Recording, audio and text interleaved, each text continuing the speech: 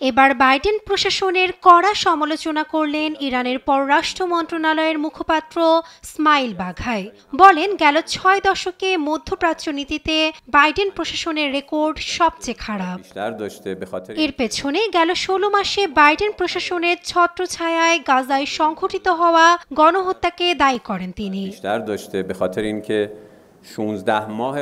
মার্কিন গণতান্ত্রিক প্রশাসন গেল 60 বছরের ইতিহাসে আঞ্চলিক পর্যায়ে সবচেয়ে খারাপ কার্যক্রম করেছে। প্রশাসনের শেষ 16 মাস গাজায় নারকীয় হত্যাযজ্ঞ চালায় বাইডেন প্রশাসন। অন্যদিকে ট্রাম্পের আগমন ঘিরে আশার বাণীও শোনান ইরানের এ নেতা। জানান, মধ্যপ্রাচ্যের জন্য ট্রাম্প প্রশাসনের বাস্তবসম্মত নীতি গ্রহণের বিষয়ে আশাবাদী তিনি।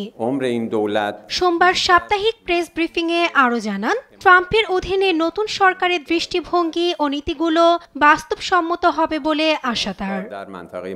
এ সময় ইরানের সঙ্গে হওয়া পারমাণবিক চুক্তি পুনরুজ্জীবিত করতে বাইডেন প্রশাসনের ব্যর্থতার কথাও তুলে ধরেন ইসমাইল বাঘাই।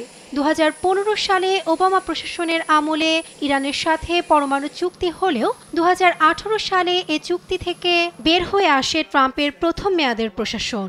এ সময় ইরানের ওপর পারমাণবিক ও অর্থনৈতিক নানা নিষেধাজ্ঞাও আরোপ করে ট্রাম্প। তবে নতুন ট্রাম্প প্রশাসন আবার এ চুক্তিতে ফিরবে কিনা তা নিয়েও ধোঁয়াশায় ইরানের পররাষ্ট্র মন্ত্রণালয়।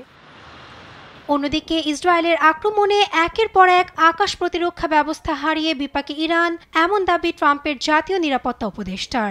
মাইকেল ওয়ার্টস জানান, গেল বছর ইসরায়েলি হামলায় ইরানের আকাশ প্রতিরক্ষা ব্যবস্থা ধ্বংস হওয়ায় পিছিয়ে পড়েছে ইরান।